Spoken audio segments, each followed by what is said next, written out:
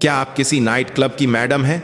वह माँ जिस पर उसके सैनिक बेटे के सामने कॉफी फेंकी गई और जिसकी एक कॉल ने 4 स्टार जनरल को घुटनों पर ला दिया। आप अभी कहाँ हैं और यह कहानी सुनते समय क्या कर रहे हैं? कृपया नीचे टिप्पणी करें।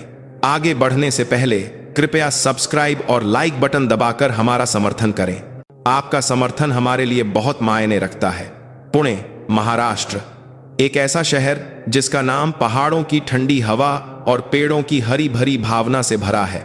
यहीं पर भारतीय सेना की धड़कन धड़कती है, जहां सेना की दक्षिणी कमान सबसे प्रतिष्ठित इकाइयों में से एक का मुख्यालय है। इस स्थान पर कठोर सैन्य तनाव साल भर एक नदी की तरह बहता है, लेकिन आज उस तनाव की जगह एक अजीब और उत्सवपूर्ण माहौल ने ले ली थी, जो मुख्य मैदान में भरा हुआ था। गार्ड पोस्ट की बाधाएं जो आमतौर पर कसकर बंद रहती थीं, अब चौड़ी खुली थीं। देश भर से विभिन्न प्रकार की नंबर प्लेटों वाली कारें धीरे धीरे मुख्यालय क्षेत्र में प्रवेश कर रही थीं। आज पारिवारिक यात्रा का दिन था। यह एक भव्य आयोजन था जो शायद ही कभी आयोजित किया जाता था। सिपाही कबीर सिंह, जिसे इस इकाई में तैनात हुए केवल 3 महीने हुए थे, चिंता के साथ मैदान के एक कोने में खड़ा था। उसकी आंखें मुख्य द्वार से नहीं हट रही थीं। सूखी गर्मी के मौसम की धूप उसके छोटे कटे बालों पर पड़ रही थी, लेकिन उसका दिल बादलों से ढका हुआ महसूस हो रहा था। उसके चारों ओर उसके साथी अपने माता पिता, भाई बहनों या गर्लफ्रेंड के साथ खुशी से हंस रहे थे। एक पिता का खुरदरा हाथ गर्व से अपने बेटे के धूप से झुलसे कंधे पर थपथपा रहा था। एक माँ की आंखों में आंसू थे, इस चिंता में कि कहीं उसका बेटा प्रशिक्षण के दौरान पीड़ित तो नहीं हुआ। एक प्रेमिका की खुशी जो अपने प्रेमी की तस्वीरें लेना बंद नहीं कर रही थी, जो अपनी वर्दी में बहुत सुंदर लग रहा था। ये सभी दृश्य एक शांतिपूर्ण माहौल बनाने के लिए विलीन हो गए। उस भीड़ के बीच कबीर को एक अलग थलग द्वीप जैसा महसूस हुआ। उसके लिए केवल एक ही व्यक्ति आने वाला था, उसकी एकमात्र दुनिया, उसका ब्रह्मांड, उसकी माँ अंजलि शर्मा। सिपाही कबीर, अभी तक कोई नहीं आया? कहीं तुम्हारी गर्लफ्रेंड तो नहीं आ रही है? तुम इतने बेसब्री से इंतजार कर रहे हो? हवलदार बलवान ने पास से गुजरते हुए पूछा। कबीर अजीब तरह से मुस्कुराया और अपना पद और नाम बताया। जय हिंद हवलदार साहब। नहीं, मेरी माँ आने वाली है। शायद सड़क पर थोड़ा जाम है। माँ शब्द सुनकर हवलदार बलवान की दिलचस्पी खत्म हो गई। ओह ठीक है, उसने कहा और चला गया। अनजाने में कबीर ने राहत की सांस ली। उसकी माँ उसका सबसे बड़ा गर्व थी और साथ ही उसकी सबसे गहरी चिंता का स्रोत भी। वह 46 साल की थी, लेकिन समय अंजलि के लिए रुक गया था। अनुशासित आत्म देखभाल के कारण उसका कसा हुआ शरीर और उसकी साफ त्वचा समय के निशानों पर हंस रही थी। उसकी सुरुचिपूर्ण और अधिकारपूर्ण आभा ने उसे 20 के दशक के अंत या 30 की शुरुआत की महिला जैसा बना दिया था। जब कबीर छोटा था, तब एक दुर्घटना में उसके पिता को खोने के बाद उसकी मां ने उसे अकेले ही दृढ़ता और सुंदरता से पाला था। कबीर की मां हमेशा एक मजबूत महिला थी, एक स्टील की महिला जो किसी भी कठिनाई का सामना करने में कभी नहीं डगमगाई। वह दुनिया में सबसे ज्यादा गर्व करने वाली इंसान थी, लेकिन आज वही गर्व उसके दिल में चिंता का बीज बन गया था। यह एक सैन्य वातावरण था, एक विशेष सामाजिक व्यवस्था जहां सभी मूल्यों और मानकों को एक ही पैमाने से मापा जाता था। पद। इसके अलावा यह कमान मुख्यालय बहुत रूढ़िवादी और सख्त होने के लिए जाना जाता था। आज उपस्थित अधिकांश माताएं सादे और शालीन कपड़े पहने हुई थीं, मानो जानबूझकर अपने बेटों को मुख्य सितारे के रूप में उजागर करने के लिए एक कदम पीछे हट गई हों। हे भगवान, कृपया मां साधारण कपड़ों में आए। कबीर ने मन ही मन प्रार्थना की। वह अपनी मां के आधुनिक स्वाद और उसकी स्वाभाविक शैली को जानता था, जो हमेशा बाहर ध्यान का केंद्र बनती थी। लेकिन यहां यह गलतफहमी और पूर्वाग्रह को जन्म दे सकता था। ठीक उसी समय एक गहरी ग्रे रंग की आयातित लग्जरी सेडान कार पार्किंग क्षेत्र में आसानी से आ गई। साधारण स्थानीय कारों के बीच वह कार बहुत घमंडी लग रही थी, तुरंत सभी का ध्यान आकर्षित कर रही थी। कबीर का दिल तेजी से धड़कने लगा। ड्राइवर का दरवाजा खुला। एक अधेड़ उम्र का व्यक्ति एक साफ सुथरे सूट में उतरा और फुर्ती से पिछला दरवाजा खोला। फिर एक महिला उतरी। आसपास का सारा शोर तुरंत गायब हो गया। कबीर ने अनजाने में अपना थूक निगल लिया। उसकी प्रार्थनाएं टुकड़ों में बिखर गई थीं। एक हाथी दांत रंग की रेशम की पोशाक जो उसके शरीर के घुमावों का खूबसूरती से अनुसरण कर रही थी। छोटे मोती के झुमके जो धूप में धीरे धीरे चमक रहे थे। उसका रूप सुरुचिपूर्ण था, जरूरत से ज्यादा नहीं लेकिन बहुत उत्तम दर्जे का था। ग्लैमरस लेकिन दिखावटी नहीं, साहसी लेकिन गरिमा से भरपूर। जब उसने अपने चेहरे को ढंकने वाले धूप के चश्मे उतारे तो उसकी स्पष्ट और गहरी आंखें, उसकी तीखी नाक और उसके दृढ़ लेकिन आकर्षक होंठ दिखाई दिए। वह अंजलि शर्मा थीं, कबीर की मां। उसकी उपस्थिति एक शांत झील में फेंके गए एक बड़े पत्थर की तरह थी। सभी की निगाहें चुंबक की तरह उस पर टिक गईं। सादे कपड़ों में दूसरे परिवारों के बीच उसकी उपस्थिति इतनी हावी थी कि यह अजीब लग रहा था। सैनिकों की आंखों में प्रशंसा और जिज्ञासा चमक रही थी, जबकि अन्य महिलाओं की आंखों में ईर्ष्या और थोड़ी सावधानी का मिश्रण था। फुसफुसाहट लहरों की तरह फैलने लगी। वाह, वह कौन है? क्या वह एक अभिनेत्री है? एक सैन्य कार्यक्रम में ऐसे कपड़े कौन पहनता है? अविश्वसनीय। वह किसके लिए आई है? शायद किसी बड़े अधिकारी की रखैल है। कबीर का चेहरा शर्म से लाल हो गया। उसे लगा कि वह जमीन में धंस जाएगा, लेकिन उसी समय उसके सीने में गर्व की भावना उमड़ रही थी। एक विरोधाभासी भावना, क्योंकि इतनी सुंदर और अद्भुत महिला उसका एकमात्र परिवार थी। अंजलि को आसपास की नजरों की कोई परवाह नहीं थी। उसने कबीर को ढूंढ लिया और हाथ हिलाते हुए चमकीली मुस्कान दी। उस मुस्कान ने कबीर को उसकी सारी चिंताओं और आशंकाओं को भुला दिया। वह अपनी मां की ओर भागा। मां, मेरे बेटे सिपाही कबीर सिंह, तुम बहुत सुंदर लग रहे हो। जब से मैंने तुम्हें नहीं देखा है तुम और भी सुंदर हो गए हो। अंजलि ने प्यार से कबीर के थोड़े बिखरे बालों को सहलाया। यह एक कोमल स्पर्श था जो वह बचपन से करती आ रही थी। एक पल के लिए ऐसा लगा कि यह जगह एक कठोर सैन्य अड्डा नहीं है, बल्कि एक सप्ताहांत पर एक खुशमिजाज पार्क है। मां, आप यहां आने की यात्रा से थक गई होंगी, लेकिन मां, आपके कपड़े थोड़े। कबीर हिचकिचाया। अंजलि अपने कपड़ों को देखते हुए मजाक में हंसी। क्यों? यह मेरे बेटे के लिए सबसे खास दिन है। बेशक मुझे भी सबसे सुंदर दिखना है। या तुम्हें डर है कि मैं इतनी सुंदर होने के कारण किसी और से छीन ली जाऊंगी? मां, ऐसा नहीं है। जब कबीर हकला रहा था तो दूर से एक जोड़ी ठंडी आंखें उन्हें देख रही थीं। वह कमान के अधीन एक battalion commander lieutenant colonel Vikram Rathore था। लेफ्टिनेंट कर्नल राठौर सैन्य अनुशासन के प्रति अपने कट्टर रवैये के लिए जाने जाते थे। उनका मानना था कि एक सैनिक को एक सैनिक की तरह ही व्यवहार करना चाहिए। वह ऐसी किसी भी चीज से नफरत करते थे जो सख्त सैन्य नियमों और व्यवस्था को बाधित करती हो। यहां तक कि इस तरह के पारिवारिक दौरे भी उनके लिए जनसंपर्क बढ़ाने का एक हिस्सा थे, न कि आराम करने का समय। उनकी नजर में अंजलि की उपस्थिति एक धब्बा थी। एक महिला का पवित्र सैन्य मैदान पर इस तरह चलना जैसे कि वह एक पार्टी का मंच हो, उनकी भावनाओं को सचमुच ठेस पहुंचा रहा था। उसके तंग कपड़े उत्तेजक लग रहे थे। उसकी आधुनिक आभा मुख्यालय के माहौल के अनुकूल नहीं थी, और उसका घमंडी रवैया एक सामान्य सैनिक के परिवार के सदस्य के रूप में विश्वास करना मुश्किल था। लेफ्टिनेंट कर्नल राठौर ने अपनी जीभ से चटकने की आवाज की ओर अपनी भौहें सिकोड़ लीं। किस सैनिक का परिवार इस तरह का व्यवहार करता है? यह पूरी कंपनी के अनुशासन को बर्बाद कर सकता है। वह सिपाही कबीर सिंह को देखकर और भी क्रोधित हो गया, जो उस महिला के सामने असहज लग रहा था। उसे कबीर शुरू से ही पसंद नहीं था, क्योंकि वह कमजोर दिखता था। कोई आश्चर्य नहीं कि उसका प्रशिक्षण केंद्रित नहीं है और उसकी मानसिकता कमजोर है। वह इस तरह की महिला के पीछे पागल है। लेफ्टिनेंट कर्नल राठौर ने एक निर्णय लिया। उस महिला को ऐसे ही नहीं छोड़ा जा सकता। उसे सैन्य दुनिया की कठोरता और दृढ़ता के बारे में एक सबक सिखाया जाना चाहिए, ताकि वह फिर कभी यहां पैर रखने की हिम्मत न करे। एक अधिकारपूर्ण चाल के साथ वह धीरे धीरे अंजलि और कबीर की ओर चला, जैसे एक शिकारी तूफान के केंद्र के पास आ रहा हो। उनके आसपास की हवा ठंडी होने लगी। कबीर का दिल डूब गया। एक बुरी भावना ने उसे घेर लिया। उसकी मां का हाथ पकड़े हुए उसका हाथ ठंडे पसीने से भीग गया। तूफान इतनी शांति से शुरू हुआ। सिपाही कबीर सिंह। कबीर के पीछे से एक गहरी और अधिकारपूर्ण आवाज आई, जो जमीन को कंपकंपाती हुई लग रही थी। कबीर का खून जम गया। उसने सहज रूप से पीछे मुड़कर देखा, जैसा कि अपेक्षित था। लेफ्टिनेंट कर्नल विक्रम राठौर वहां अपनी छाती पर हाथ बांधे और गुस्से की अभिव्यक्ति के साथ खड़े थे।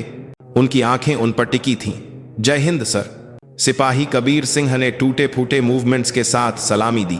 उसके माथे से ठंडे पसीने की बूंदें बह रही थीं। लेफ्टिनेंट कर्नल राठौर ने अपनी ठुड्डी से उसकी सलामी का जवाब दिया, लेकिन उसकी आंखें शुरू से अंत तक अंजलि पर टिकी थीं, जो कबीर के बगल में खड़ी थी। उसकी नजर, जो अंजलि के सिर से पांव तक जा रही थी, अपमान और खुलेआम अशिष्टता से भरी थी, मानो वह किसी सस्ते पुराने सामान का मूल्यांकन कर रहा हो या गंदगी को देख रहा हो। अंजलि ने उस अशिष्ट नजर से परहेज नहीं किया। उसने शांति से वापस देखा। अपने पूरे जीवन में अंजलि ने आधा धाक गंदगी मथाक पर देखा। वह इस तरह की नजरों की आदी हो चुकी थी। पुरुषों के वर्चस्व वाली दुनिया में जीवित रहने के लिए उसे खुद को स्टील की ढाल से लैस करना पड़ा। एक लेफ्टिनेंट कर्नल की अभिमानी नजर उसे डरा नहीं सकती थी। इसके बजाय एक हल्की मुस्कान के साथ उसने अपने सामने वाले व्यक्ति को देखा। लेफ्टिनेंट कर्नल राठौर व्यंग्यात्मक रूप से हंसे, मानो अंजलि के आत्मविश्वास पूर्ण रवैये पर विश्वास न हो। उसने कबीर की ओर मुड़कर ताना मारते हुए कहा, सिपाही कबीर, तुम अपने मेहमानों का ध्यान कैसे रखते हो कि इस तरह के लोग मुख्यालय में घुस सकते हैं? क्या तुमने उसे नहीं बताया कि हम कहां हैं? जय हिंद सर। क्षमा करें कमांडर, वह मेरी मां है, कबीर ने जल्दी से कहा। मां शब्द सुनकर लेफ्टिनेंट कर्नल राठौर की एक भौं तन गई। उसने फिर से अंजलि को देखा और उपहास किया। मां? ओह, तो अब इस तरह के रिश्ते को भी मां कहा जाता है। हाँ, यह एक स्पष्ट उत्पीड़न था। आसपास का माहौल ठंडा हो गया। हालांकि यह एक पारिवारिक यात्रा का कार्यक्रम था। सैन्य मुख्यालय देश की एक महत्वपूर्ण सुविधा थी। आगंतुकों को उचित शिष्टाचार और नैतिकता दिखानी चाहिए। लेफ्टिनेंट कर्नल राठौर की आवाज इतनी तेज थी कि दूसरे परिवारों ने भी सुन ली। फुसफुसाहट और तेज हो गई और कुछ लोगों ने उन्हें खुलेआम घूरना शुरू कर दिया, जैसे कि कोई दिलचस्प तमाशा हो रहा हो। कबीर का चेहरा पीला पड़ गया। अनजाने में उसने अपनी मुट्ठियां भींच ली। कमांडर, आपकी बातें हद से ज्यादा हैं। कृपया मेरी मां से माफी मांगें। क्या तुम्हारी हिम्मत कैसे हुई अपने वरिष्ठ का विरोध करने की? यही होता है जब एक सैनिक की मानसिकता कमजोर होती है। इस तरह की महिला के पीछे छिपना जैसे एक चूजा अपनी मां का इंतजार कर रहा हो। अगर ऐसा है तो अपनी वर्दी उतार दो। लेफ्टिनेंट कर्नल राठौर का गुस्सा अब कबीर की ओर मुड़ गया। अपने बेटे को अपनी वजह से सार्वजनिक रूप से अपमानित होते देख अंजलि की नजर ठंडी हो गई। हालांकि वह शांत रही और आगे बढ़ी। उसने धीरे से कबीर के कंधे पर हाथ रखा, मानो उसकी ढाल बन रही हो। मैं अंजलि हूं, सिपाही कबीर सिंह की अभिभावक। यदि आप बटालियन कमांडर हैं और हमारी उपस्थिति इस कार्यक्रम को बाधित कर रही है तो मैं माफी मांगती हूं। अंजलि की आवाज नरम थी, लेकिन उसमें स्टील जैसी दृढ़ता थी। हालांकि मैं बहुत आभारी रहूंगी यदि आप विशेष रूप से समझा सकें कि मेरे कपड़ों में क्या समस्या है। उसकी शांत और तार्किक प्रतिक्रिया ने लेफ्टिनेंट कर्नल राठौर को एक पल के लिए चुप करा दिया, लेकिन फिर उसके चेहरे पर और भी घृणा दिखाई दी। समस्या क्या है? तुम सच में नहीं जानती? मैंने देखा है कि तुम कोई भोली भाली लड़की नहीं हो जो कुछ नहीं जानती। तुम्हें क्या लगता है यह कहां है? यह तुम्हारे जैसी महिलाओं के लिए, पुरुषों को लुभाने के लिए आकर्षक कपड़े दिखाने की जगह नहीं है। तुम्हारे जैसी महिला। ये शब्द अंजलि के दिल में एक खंजर की तरह चुभ गए, लेकिन वह डगमगाई नहीं। उसकी नजर और भी गहरी हो गई, एक तूफान से पहले समुद्र की तरह शांत। कमांडर, मैं एक साधारण मां हूं जो अपने बेटे से मिलने आई है। मैं आपसे अनुरोध करती हूं कि आप स्पष्ट रूप से समझाएं, आप किस तरह की महिला का उल्लेख कर रहे हैं। लेफ्टिनेंट कर्नल राठौर अब उसे खुलेआम ताना मारने लगा। वह करीब आया। उसका चेहरा लगभग अंजलि के चेहरे को छू रहा था। उसके मुंह से सिगरेट और कॉफी की अप्रिय गंध आ रही थी। तुम्हारी शक्ल सूरत से तो तुम मुंबई के किसी नाइट क्लब की मैडम ज्यादा लगती हो। मुझे नहीं पता कि तुमने भोले भाले सिपाही कबीर को कैसे बहकाया, लेकिन यह तुम्हारी खेलने की जगह नहीं है। ये भारत में सबसे पवित्र और सम्मानित जगह है। एक सीमा जिसे कभी पार नहीं किया जाना चाहिए था, पार कर ली गई थी। नाइट क्लब की मैडम। जब ये शब्द मैदान में गूंजे तो सारा शोर थम गया। लोग भौंचक्के रह गए। भले ही उन्हें उसके कपड़े पसंद न आए हों, लेकिन एक पारिवारिक मेहमान को कई लोगों के सामने एक मनोरंजन करता कहना एक बहुत बड़ा अपमान था। कबीर को लगा कि उसका विवेक टूट गया है। उसके चारों ओर की दुनिया अंधेरी हो गई। उसका खून खौल उठा। उसकी माँ, उसका एकमात्र परिवार जिसे वह दुनिया में किसी भी चीज से ज्यादा सम्मान और प्यार करता था, को उसकी आंखों के सामने एक वेश्या की तरह माना गया था। वह चुप नहीं रह सकता था। कमीने! जैसे ही कबीर एक अभिशाप के साथ लेफ्टिनेंट कर्नल राठौर पर झपटने वाला था, अंजलि के पतले हाथ ने उसकी छाती को रोक लिया। उसके हाथ छोटे थे, लेकिन उनके पीछे की ताकत एक पहाड़ की तरह मजबूत थी, जिससे कबीर आगे नहीं बढ़ सका। कबीर, कोई बात नहीं। अंजलि की आवाज असाधारण रूप से शांत थी। उसने धीरे धीरे अपना सिर उठाया और सीधे लेफ्टिनेंट कर्नल राठौर की ओर देखा। उसकी गहरी और शांत आंखों में कोई गुस्सा, दुख या अपमान नहीं था। उसकी आंखें एक गहरे समुद्र की तरह थीं, जिससे लेफ्टिनेंट कर्नल राठौर अनजाने में एक कदम पीछे हट गया। आपने कहा कि आप बटालियन कमांडर हैं। अंजलि ने अपना मुंह खोला। उसकी नरम बोलने की शैली गायब हो गई थी। उसकी जगह एक चाकू की तरह तेज और बर्फ की तरह ठंडी आवाज ने ले ली थी। क्या आप उस वर्दी का बोझ जानते हैं जो आप पहने हुए हैं? क्या आप अपने कंधे पर 2 शेरों के प्रतीक का अर्थ जानते हैं? तुम्हारा क्या मतलब है? लेफ्टिनेंट कर्नल राठौर ने चौंकने के बावजूद अपनी अकड़ बनाए रखने की कोशिश की। वह वर्दी भारतीय लोगों के जीवन और संपत्ति की रक्षा करने के पवित्र वादे का प्रतीक है। वह पद आपकी व्यक्तिगत शक्ति के लिए एक अलंकरण नहीं है, बल्कि अधीनस्थों का नेतृत्व करने और देश की सेवा करने की भारी जिम्मेदारी का प्रतीक है। लेकिन आज उस पवित्र वर्दी और जिम्मेदारी से भरे पद के साथ आपने खुलेआम एक नागरिक, एक सैनिक के परिवार के सदस्य का अपमान और उत्पीड़न किया है, जिसकी आपको अपनी जान से रक्षा करनी चाहिए। अंजलि का हर शब्द लेफ्टिनेंट कर्नल राठौर के सीने में एक खंजर की तरह चुभ रहा था। उसकी आवाज में एक अजीब ताकत थी जिसने सभी को चुप करा दिया। यहां तक कि दर्शक भी अपनी सांस रोके हुए थे, ध्यान से सुन रहे थे। आपने एक सैनिक के सम्मान को कलंकित किया है और एक नेता के रूप में अपनी योग्यता को खुद ही फेंक दिया है। यह तथ्य कि आपके जैसा व्यक्ति एक कमांडर है, इस इकाई के लिए एक त्रासदी है और भारतीय सेना के लिए एक शर्म की बात है। पागल औरत, तुम खुद को क्या समझती हो? मुझे सिखाने की हिम्मत कर रही हो? अरे प्रोवोस्ट, इस औरत को रोको। उसे सैन्य सुविधा में हंगामा करने और एक अधिकारी का अपमान करने के आरोप में गिरफ्तार करो। लेफ्टिनेंट कर्नल राठौर लाल चेहरे के साथ चिल्लाया। उसके आदेश पर 2 एनसीओ हिचकिचाते हुए अंजलि के पास पहुंचे। कबीर ने हताश चेहरे के साथ उन्हें रोकने की कोशिश की।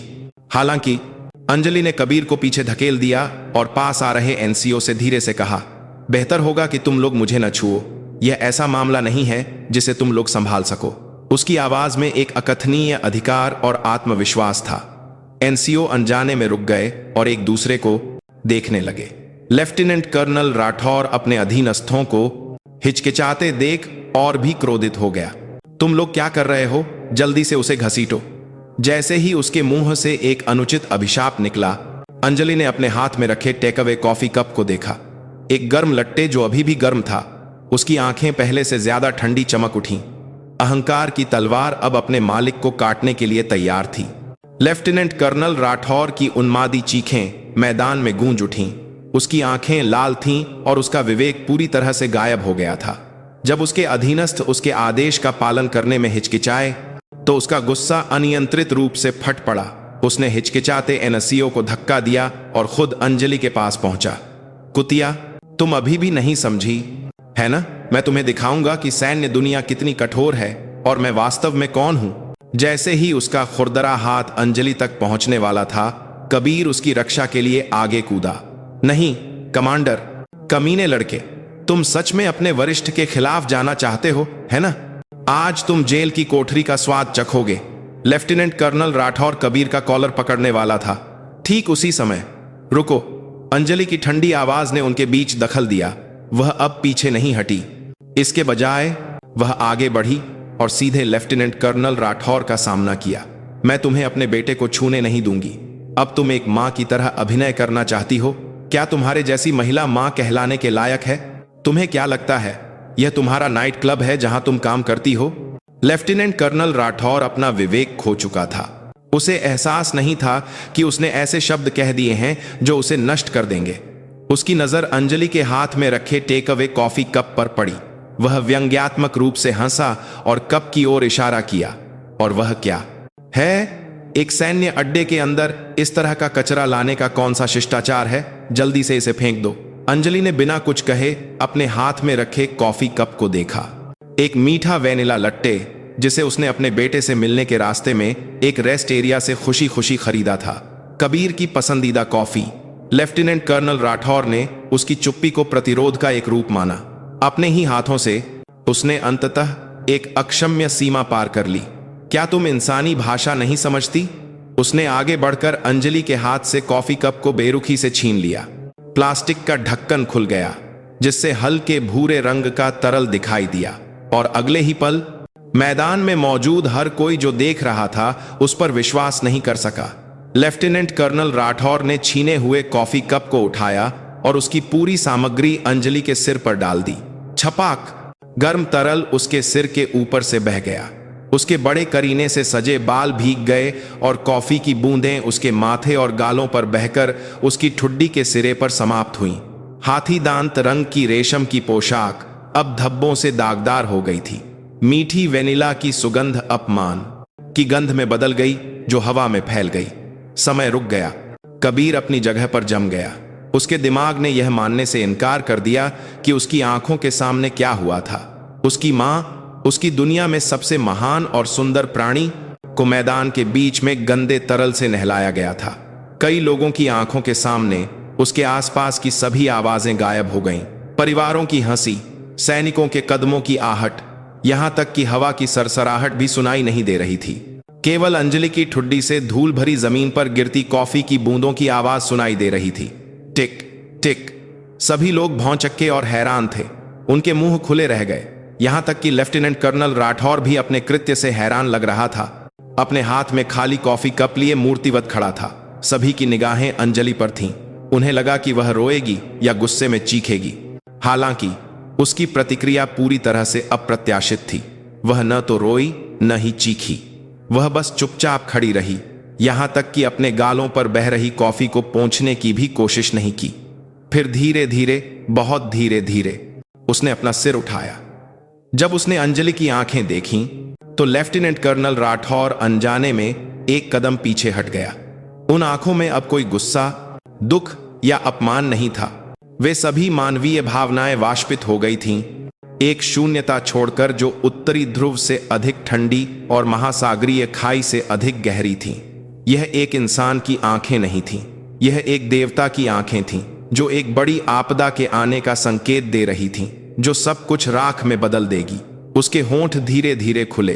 हो गया, लेफ्टिनेंट कर्नल राठौर। उसकी आवाज असाधारण रूप से शांत थी।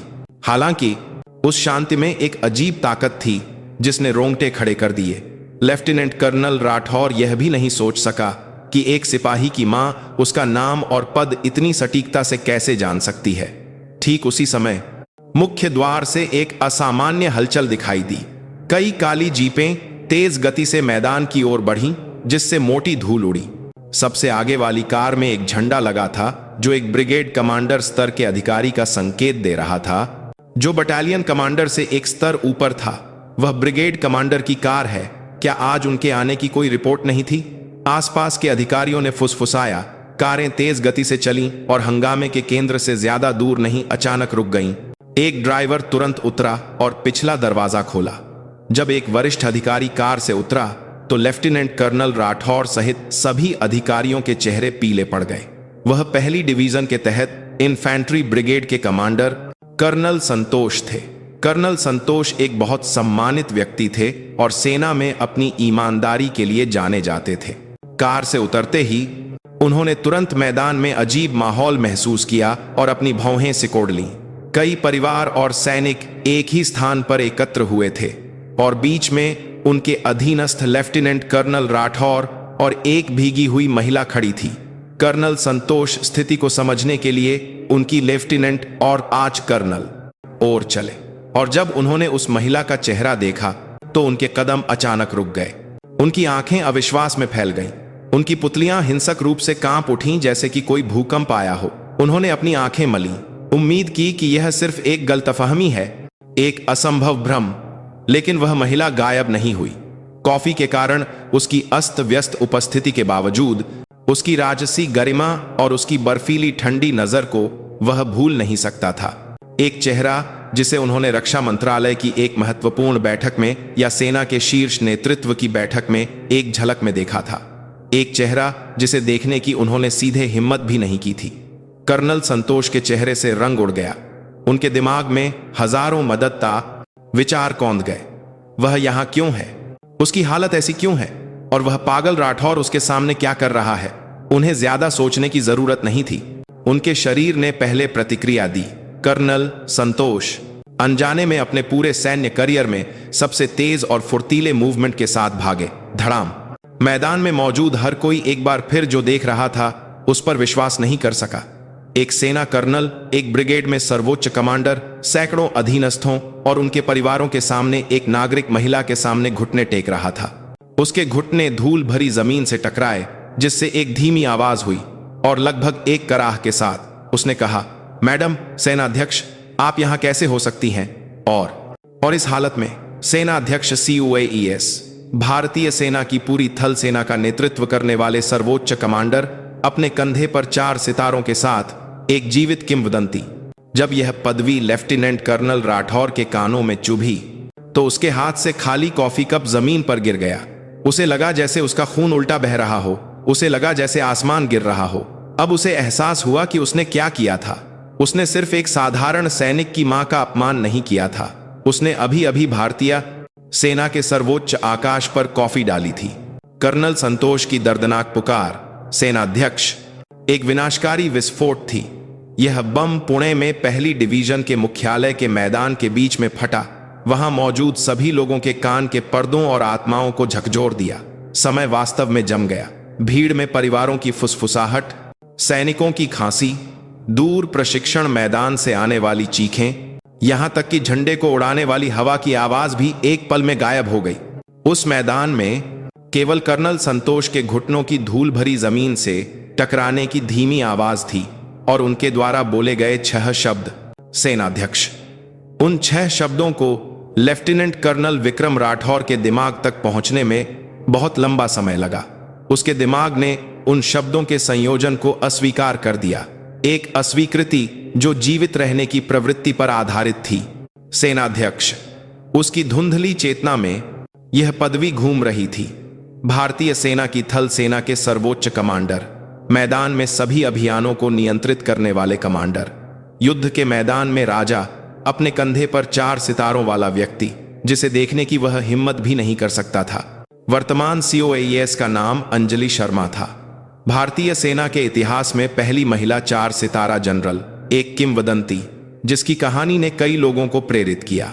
बेशक वह नाम जानता था, एक नाम जिसे उसने अनगिनत बार सैन्य समाचार पत्रों के पहले पन्ने पर और शीर्ष नेतृत्व की बैठकों की सामग्री में देखा था। हालांकि वह नाम और वह महिला जो अब उसके सामने खड़ी थी, उस कॉफी से भीगी हुई जिसे उसने अभी अभी डाला था, उसके दिमाग के सर्किट में नहीं जुड़ सकी। असंभव। यह समझ से बाहर था और समझा नहीं जाना चाहिए था। नहीं, कर्नल संतोष ने जरूर गलत देखा होगा, या शायद यह सिर्फ कोई ऐसा व्यक्ति था जिसका नाम समान था या जिसका चेहरा समान था। हां, यह जरूर कोई समान दिखने वाला व्यक्ति होगा। COAES मैडम इस तरह के कार्यक्रम में, इस तरह के कपड़ों में, और वह भी एक लोली सिपाही से मिलने के लिए कैसे आ सकती हैं, और वह भी बिना पहचान के? यह अतार्किक था। उसने हताश होकर वास्तविकता को नकार दिया। हालांकि उसकी आंखें धोखेबाज सच्चाई की तलाश करती रहीं। कर्नल संतोष के कंधे, जो जमीन पर सजदा करते समय हिंसक रूप से कांप रहे थे, ईमानदार होने के लिए जाने जाने वाले ब्रिगेड कमांडर का अभिनय करना असंभव था। यह एक वास्तविक डर था। लेफ्टिनेंट कर्नल राठौर की नजर धीरे धीरे अपने हाथों की ओर मुड़ गई। खाली प्लास्टिक का कप जिसमें अभी भी थोड़ी गर्मी बची थी, चिपचिपा तरल उसकी उंगलियों के बीच बह रहा था और उसने देखा कि उसके हाथ अनियंत्रित रूप से कांप रहे थे। उसकी नजर वापस अंजलि पर टिक गई। वह अभी भी नहीं हिली थी। उसकी ठुड्डी के सिरे से टपकती कॉफी जमीन पर गिर रही थी। उसकी हाथी दांत रंग की पोशाक पर भयानक धब्बा एक अपराध के नक्शे की तरह लग रहा था जो उसने अभी अभी किया था। मैंने क्या किया है? अंत में उसके दिमाग ने, जिसने सच्चाई को स्वीकार करने से इनकार कर दिया था। जब पहेली के टुकड़े एक साथ आए तो यह ज्ञानोदय नहीं था बल्कि विनाश था। उसने अंजलि को नाइट क्लब की मैडम कहकर गाली दी थी। उसने उसे एक मोहक महिला के रूप में अपमानित किया था। उसने उसके बेटे के सामने उसकी मां पर कॉफी डाली थी जो एक सैनिक के रूप में अपने पवित्र कर्तव्य का निर्वहन कर रहा था। किसके साथ? सेनाध्यक्ष के साथ। आह! उसके मुंह से एक अर्थहीन कराह निकली। उसका पेट मंथन कर रहा था और मतली उसके गले तक आ गई। उसके पैर कमजोर हो गए। वह कर्नल संतोष की तरह घुटने नहीं टेक सका। वह बस बैठ गया, धूल भरी जमीन पर लस्त पस्त होकर बैठ गया। उस महिला को घूर रहा था जिसे उसने खाली आंखों से कॉफी से नहलाया था। सिपाही कबीर सिंह भी यही अनुभव कर रहा था। उसका दिमाग खाली था, मानो जल गया हो। सेनाध्यक्ष, यह पदवी उसके लिए बहुत बड़ी और अवास्तविक थी, जैसे किसी दूसरी दुनिया की कहानी। मेरी मां COS 4 सितारा। तभी उसके बचपन की यादों के टुकड़े सामने आए। उसकी मां जो हमेशा व्यस्त रहती थी और कहती थी कि वह बाहरी ड्यूटी पर है। ऐसा लगता था कि वे व्यावसायिक यात्राएं हमेशा सैन्य हेलीकॉप्टरों की आवाज के साथ होती थीं। वे अधेड़ उम्र के चाचा जो ईद पर घर आते थे, जो खुद को चाचा बुद्धि या अंकल आगुस कहते थे, लेकिन हमेशा सीधे खड़े रहते थे। उनके कंधों पर चमेली के फूल और सितारे और उसकी मां की स्टील जैसी नजर जो किसी भी स्थिति में कभी नहीं डगमगाई। उसकी मां की सभी छवियों के ऊपर जो वह जानता था, अब 4 शब्द अंकित थे। सेनाध्यक्ष। वह जानता था कि उसकी मां एक महान व्यक्ति थी, लेकिन उसने कभी इतनी दूर की कल्पना नहीं की थी। उसे एहसास हुआ कि उसने अभी अभी बटालियन कमांडर पर हमला करने की कोशिश की थी, जिसने उसे अपनी वर्दी उतारने के लिए चिल्लाया था। अगर उसकी मां ने उसे नहीं रोका होता तो वह एक सिपाही बन जाता जो अवज्ञा करता। और उस कमांडर ने उसकी मां के साथ, COAS के साथ एक अक्षम्य काम किया था। सब कुछ गड़बड़ लग रहा था। उस घुटन भरी खामोशी के बीच आखिरकार अंजलि हिली। उसने अपने बेटे कबीर के गाल को देखा। लेफ्टिनेंट कर्नल राठौर द्वारा डाले जाने पर कबीर के गाल पर भी कॉफी की कुछ बूंदें पड़ गई थीं। अंजलि को अपने गीले बालों या गंदे कपड़ों की परवाह नहीं थी। उसने अपना छोटा हैंडबैग खोला और एक बड़े करीने से मुड़ा हुआ सफेद रूमाल निकाला। फिर अपनी कपड़ी चाकर और काट दोनों का साथ में तोड़ी, लेकिन 5 के आजने से बात में भीगी हुई हालत में उसने ध्यान से अपने बेटे के गाल पर लगे छोटे कॉफी के धब्बे को पोंछा। वह बहुत ही सामान्य, बहुत ही मातृवत कार्य था जिसने वहां के सभी सैनिकों के दिलों को जमा दिया। यह एक कमांडर का गुस्सा नहीं था, यह एक मां का गुस्सा था, और यह एक कमांडर के गुस्से से 1000 गुना ज्यादा डरावना था। कबीर को पहुंचने के बाद अंजलि आखिरकार अभी भी घुटने टेके हुए कर्नल संतोष की ओर मुड़ी। उसकी आवाज, हालांकि उसके गीले बालों के बीच से निकल रही थी, इतनी स्पष्ट और ठंडी थी कि पूरे मैदान में गूंज उठी। Colonel Santosh ji. Madam general. Colonel Santosh ने अपना सिर उठाने की हिम्मत किए बिना जवाब दिया। खड़े हो जाओ। क्षमा करें जनरल। मैं जनरल को नहीं पहचान सका और इस भयानक घटना को होने दिया। मुझे दंडित करें जनरल। मैंने कहा खड़े हो जाओ। दूसरा आदेश एक बर्फ के टुकड़े की तरह तेज था। कर्नल संतोष एक स्प्रिंग की तरह उछलकर खड़ा हो गया। कर्नल संतोष एक स्प्रिंग की तरह उछलकर खड़ा हो गया, एक तैयार मुद्रा में। उसका चेहरा आंसुओं और पसीने से भीगा हुआ था। अंजलि ने उसे अब नहीं देखा। उसका सिर धीरे धीरे, बहुत धीरे धीरे लेफ्टिनेंट कर्नल राठौर की ओर मुड़ गया, जो खाली नजर से जमीन पर बैठा था। वह कदम दर कदम उसकी ओर चलने लगी। उसके जूतों की जमीन पर पड़ने की आवाज टिक टिक, एक घड़ी की टिक टिक की तरह लग रही थी जो समय की गिनती कर रही थी। एक मौत की सजा पाए कैदी ने सभी के दिलों को जकड़ लिया। वह ठीक लेफ्टिनेंट कर्नल राठौर के सामने रुक गई, जो एक आत्मा रहित खाली खोल की तरह बैठा था। उनके बीच की दूरी केवल 1 हाथ की थी। लेफ्टिनेंट कर्नल राठौर सांस भी नहीं ले पा रहा था। उससे आने वाली कोमल इत्र की सुगंध उसके द्वारा अभी अभी डाली गई बासी कॉफी की गंध के साथ मिल गई, जो उसकी नाक में चुभ गई। जिस सुगंध को उसने एक मनोरंजनकर्ता के सस्ते इत्र के रूप में माना था, वह अब मौत के दूत की सुगंध की तरह महसूस हो रही थी, जो उसकी जान लेने आया था। अंजलि ने अपने गीले बालों को पीछे किए बिना उसे देखा और धीरे धीरे उसने अपना मुंह खोला। Lieutenant colonel Rathore. वह जवाब नहीं दे सका। उसकी जीभ अकड़ गई। अपना सिर उठाओ, यह एक कमांडर का आदेश था जिसने आत्मा को भी झुका दिया। लेफ्टिनेंट कर्नल राठौर, एक गुड़िया की तरह जिसकी गर्दन एक डोरी से बंधी थी, ने धीरे धीरे अपना सिर उठाया और उसने अंजलि की आंखों की अप्रत्याशित गहराई का सामना किया।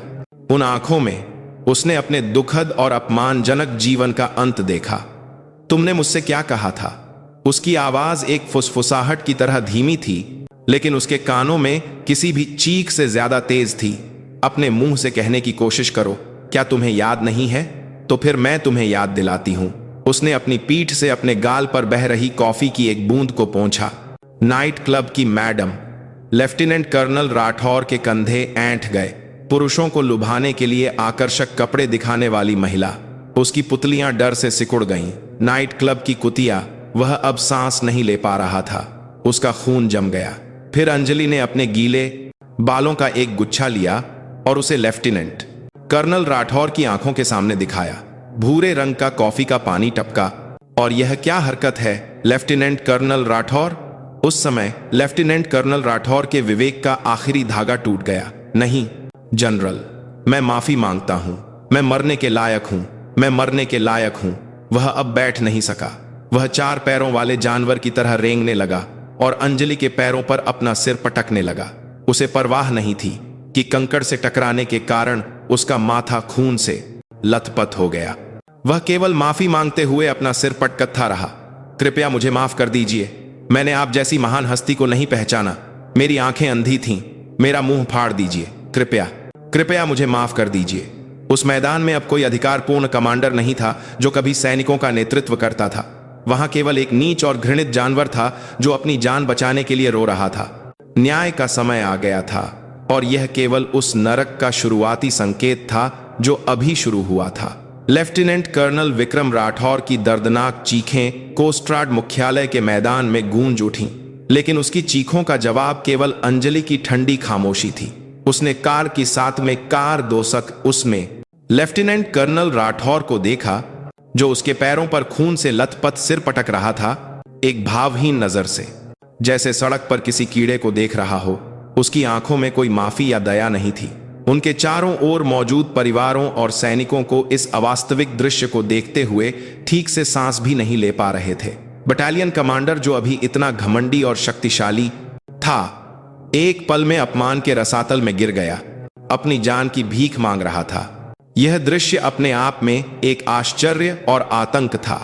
ठीक उसी समय धड़धड़ाहट, भारी प्रोपेलर की आवाज ने मैदान की खामोशी को तोड़ दिया और आकाश को भर दिया।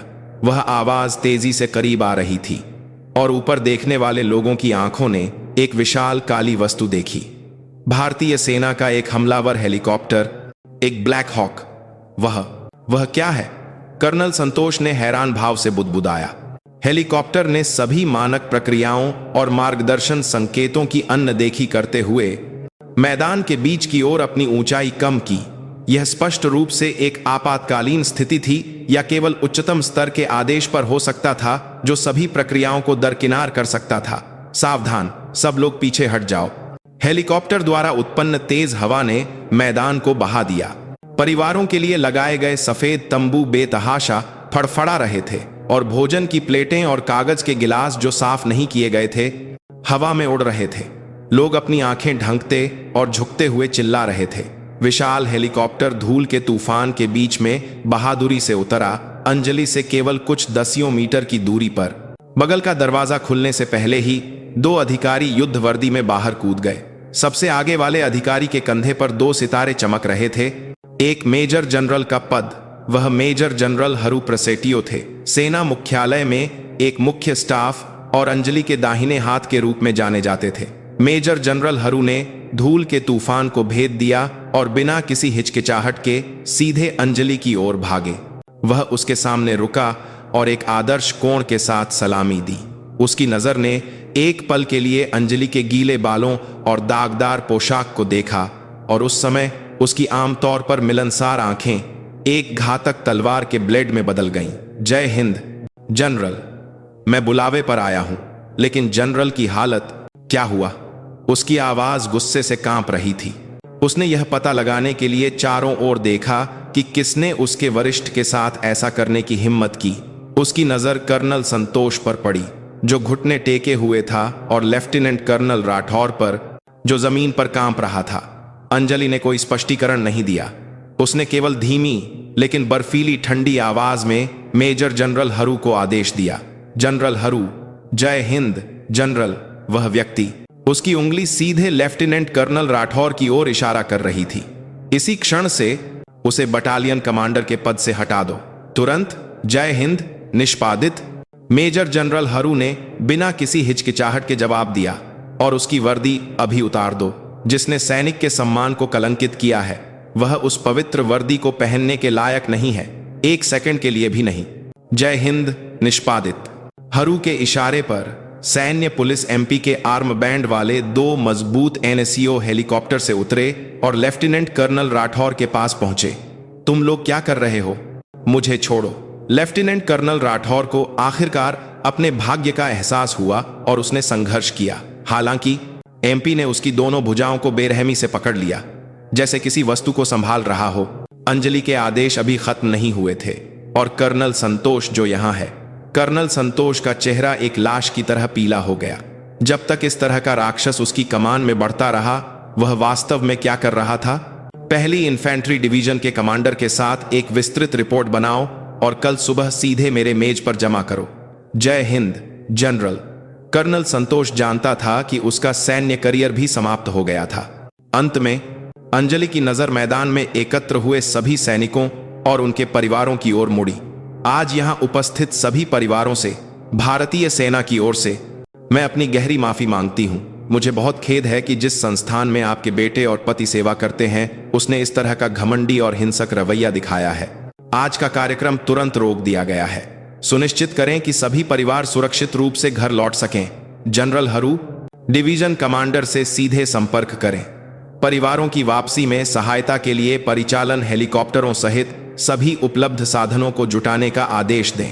अंजलि के करिश्मे और स्थिति के त्वरित प्रबंधन के सामने मैदान में मौजूद हर कोई केवल खुले मुंह से घूर सकता था। ठीक इससे पहले कि एमपी द्वारा हिरासत में लिए गए लेफ्टिनेंट कर्नल राठौर को घसीटा जाता, अंजलि ने उसे बुलाया। Lieutenant colonel Rathore. उसने खाली आंखों से अंजलि को देखा, जैसे किसी ऐसे व्यक्ति की तरह जिसकी आत्मा खो गई हो। आज तुमने 3 अक्षम्य पाप किए हैं। कई लोगों की आंखों के सामने अंजलि ने एक एक करके उसके पापों को पढ़ना शुरू कर दिया। यह सार्वजनिक फांसी का सबसे भयानक रूप था। सबसे पहले तुमने लोगों का अपमान किया है। उसकी आवाज मैदान में गूंज उठी। सैन्य वर्दी एक ऐसा वस्त्र है जो लोगों द्वारा उनके जीवन और संपत्ति की रक्षा के लिए उधार दिया गया है। उस वर्दी को पहनकर उसके मालिकों यानी लोगों का अपमान और उत्पीड़न करना सबसे बड़ा विश्वासघात है जो सेना के अस्तित्व के कारण को नकारता है। आज तुमने एक नागरिक और मां को, जो अपने बेटे से मिलने आई थी, एक वेश्या और नाइट क्लब की मैडम कहा, और यहां तक कि उसके चेहरे पर गंदगी डालने की हिम्मत की। तुम एक सैनिक नहीं हो, तुम केवल एक देशद्रोही हो जो लोगों का खून चूसता है। लेफ्टिनेंट कर्नल राठौर का पीला चेहरा नीला पड़ गया। दूसरा, तुमने अपने अधीनस्थों के सम्मान को कुचल दिया है। उसने अपने बेटे सिपाही कबीर सिंह की ओर इशारा किया। कबीर अभी भी इस सारे दृश्य को भ्रम में देख रहा था, अपने सदमे से उबरा नहीं था। यह लड़का देश का बेटा है जिसने देश की पुकार का जवाब दिया और अपनी युवावस्था को सबसे आगे की सीमाओं की रक्षा के लिए समर्पित कर दिया। उस सैनिक की आंखों के सामने जो अपना पवित्र कर्तव्य निभा रहा था, तुमने उसके एकमात्र परिवार, उसकी मां का अपमान किया। यह उस सैनिक की आत्मा को चाकू से काटने के समान है। अपने अधीनस्थों के व्यक्तित्व और सम्मान की रक्षा करने के बजाय तुमने उन्हें अपनी तुच्छ शक्ति का प्रदर्शन करने के लिए एक उपकरण के रूप में इस्तेमाल किया। तुम एक कमांडर नहीं हो, तुम एक बर्बर अत्याचारी हो जो अपने ही अधीनस्थों का शिकार करता है। परिवारों के बीच से आहें और गुस्से की आवाजें सुनाई देने लगीं। तीसरा और सबसे गंभीर पाप, तुमने पूरी भारतीय सेना के अच्छे नाम पर कालिख पोत दी है। उसकी आंखें आग की तरह जल उठीं। तुम्हारी घमंडी जीभ और गंदे हाथ इस कोस्ट्राड मैदान पर कई नागरिकों की आंखों के सामने इस समय सेना के प्रति अविश्वास और उपहास को जन्म दे रहे हैं। तुम्हारे क्रूर कृत्य के कारण सैकड़ों हजारों भारतीय सेना के सैनिकों का महान सम्मान, जो इस समय दूरस्थ चौकियों, उग्र समुद्रों, मातृभूमि के आसमान में ईमानदारी से सेवा कर रहे हैं, तुम्हारे द्वारा डाली गई गंदी कॉफी की तरह कलंकित हो गया है। तुम एक घातक ट्यूमर हो, इस इकाई में बसा एक कैंसर सेल जो इसके सम्मान को खा रहा है और जिसे तुरंत हटाया जाना चाहिए। अंजलि की चीख मैदान में गड़गड़ाहट की तरह गूंज उठी। उसने एमपी द्वारा घसीटे जा रहे लेफ्टिनेंट कर्नल राठौर पर अपने आखिरी शब्द फेंके। उसकी एमपी द्वारा ऐसी अंदर टाकरी की आस पिए इन तबात टी को वर्दी उतार दो और अपने शेष जीवन का उपयोग आज किए गए पापों के भार पर विचार करने और पछताने के लिए करो। यही आखिरी दया है जो मैं तुम्हें दे रही हूं। एमपी ने बेरहमी से लेफ्टिनेंट कर्नल के पद को लेफ्टिनेंट कर्नल राठौर के कंधे से फाड़ दिया। एक फटने की आवाज के साथ उसका गर्व, सम्मान और पूरा जीवन भी फट गया। लेफ्टिनेंट कर्नल राठौर विरोध नहीं कर सका। वह अब केवल एक खाली खोल था। उसे एक जानवर की तरह हेलीकॉप्टर में घसीटा गया। इसके तुरंत बाद हेलीकॉप्टर ने फिर से एक विशाल धूल का तूफान खड़ा किया और आकाश में चढ़ गया। एक ऐसे व्यक्ति को ले जा रहा था जो कभी एक बहादुर बटालियन कमांडर था, नरक की ओर। उस मैदान में जिसे तूफान ने बहा दिया था, खामोशी फिर से छा गई। अंजलि अपनी गीली पोशाक में उस खामोशी के बीच सीधी खड़ी रही। वह धीरे धीरे मुड़ी और अपने बेटे के पास पहुंची। कबीर, जो अभी भी अपनी जगह पर जमा हुआ था, सैकड़ों हजारों सैनिकों का नेतृत्व करने वाले सेनाध्यक्ष का चेहरा गायब हो गया था। केवल एक मां का चेहरा बचा था जो कॉफी से भीगी हुई थी, अपने घायल बेटे को देख रही थी। कबीर, उसने अपने बेटे का नाम पुकारा। तुम बहुत हैरान हो गए होंगे। मां को माफ कर दो तुम्हें इस तरह का दृश्य दिखाने के लिए। उसकी आवाज धीरे धीरे कांप रही थी। तभी कबीर को होश आया। उसने अपनी मां की भीगी हुई शक्ल, उसके गंदे चेहरे और सबसे बढ़कर उसकी दुखी आंखों को देखा जो उसे देख रही थीं। वह कुछ नहीं कह सका, केवल उसके गालों पर गर्म आंसू बह रहे थे। मैदान एक पल में अराजकता के बवंडर में बदल गया। जैसे ही अंजलि का आदेश आया, मेजर जनरल हरू और कर्नल संतोष पीले चेहरों के साथ चले गए। कर्नल संतोष ने यूनिट के अधिकारियों को बुलाया और उन्होंने डरे हुए चेहरों के साथ परिवारों को शांत किया और उन्हें वाहनों की ओर निर्देशित किया। मेजर जनरल हरू अपने सैटेलाइट फोन पर व्यस्त थे। इस आपदा की रिपोर्ट डिवीजन कमांडर को दे रहे थे। पारिवारिक यात्रा का कार्यक्रम जो खुशहाल होना चाहिए था, एक लेफ्टिनेंट कर्नल के अहंकार के कारण एक बड़ी तबाही में समाप्त हो गया। उस सारी अराजकता के केंद्र में अंजलि और कबीर तूफान की आंख की तरह शांत खड़े थे। मेजर जनरल हरू फुर्ती से पास आए। उन्होंने जो फील्ड जैकेट पहनी थी उसे उतारकर अंजलि के कंधों को ढक दिया। जनरल, अभी के लिए इसे पहन लीजिए, जरूरत नहीं है। अंजलि ने उसे अपने हाथ से रोका। मैं ऐसे ही रहूंगी ताकि हर कोई स्पष्ट रूप से देख सके कि मुझे और हमारी सेना को आज क्या शर्मिंदगी मिली है। उसकी दृढ़ आवाज सुनकर मेजर जनरल हरू ने जोर देने की हिम्मत नहीं की और पीछे हट गया। अंजलि ने अपने बेटे का हाथ पकड़ा। कबीर, उसके बेटे का हाथ बर्फ की तरह ठंडा था। वह कबीर को मैदान के किनारे एक कमरे में ले गई। बटालियन कमांड रूम, जो कुछ समय पहले तक लेफ्टिनेंट कर्नल विक्रम राठौर का था। मेजर जनरल हरू दरवाजे के सामने पहरा दे रहे थे, किसी को भी पास आने से मना कर रहे थे।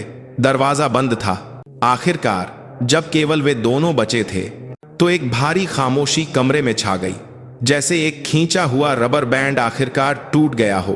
कबीर ने सीधे अपनी मां के चेहरे को देखने की हिम्मत नहीं की। उसके कॉफी से भीगे बाल, उसकी महंगी पोशाक पर भयानक धब्बा और उसकी मां का थका हुआ चेहरा जो यह सब दृढ़ता से सहन कर रहा था। उसने अपने होंठ काटे, यह नहीं जानते हुए कि कहां से शुरू करें। मां, क्या आप सच में सेनाध्यक्ष हैं? उसकी आवाज गीली रुई की तरह भारी थी। अंजलि ने अपनी नजर खिड़की के बाहर अराजक मैदान से हटाकर अपने बेटे को देखा। जवाब में, आखेल में खेल की, आपका जाजा आजा बाके से बड़े में करता है। उसने कमरे के कोने में लटकी लेफ्टिनेंट कर्नल राठौर की वर्दी ली, उससे लेफ्टिनेंट कर्नल का पद हटाया और उसे यूं ही मेज पर फेंक दिया। फिर वह अपने बेटे के सामने खड़ी हो गई। हाँ, यह सच है। उसकी आवाज में अब न तो कमांडर का अधिकार था और न ही गुस्सा, केवल गहरी थकान थी। क्यों मां ने कभी क्यों नहीं? कबीर की आवाज कांप रही थी, जैसे वह मांग कर रहा हो। मां ने मुझे कभी क्यों नहीं बताया? अंजलि हल्की सी मुस्कुराई, एक मुस्कान जो बहुत दुखी लग रही थी। मैं तुम्हें नहीं बता सकती थी। कबीर, उसने फिर से अपने बेटे के गीले गालों को पोंछा। तुम्हारे लिए मैं 4 सितारों वाले COAS के बजाय फ्राइड राइस बनाने वाली माँ, एक नकचढ़ी माँ बनना ज्यादा पसंद करती। मुझे डर था। उसकी आंखें लाल हो गईं। उसकी माँ जिसने अपने पूरे जीवन में कभी कमजोरी नहीं दिखाई थी। मुझे डर था कि तुम भी मुझे माँ कहना बंद कर दोगे और दूसरे लोगों की तरह मुझे जनरल कहना शुरू कर दोगे। यही वह चीज थी जिससे मुझे डर लगता था। जब तुमने कहा कि तुम सेना में शामिल होना चाहते हो तो मैं पूरी रात रोई। मुझे पता था कि मेरा यह पद तुम्हारे लिए एक आशीर्वाद नहीं होगा बल्कि एक भयानक जहर होगा। उसने अपने बेटे के कंधे पकड़े।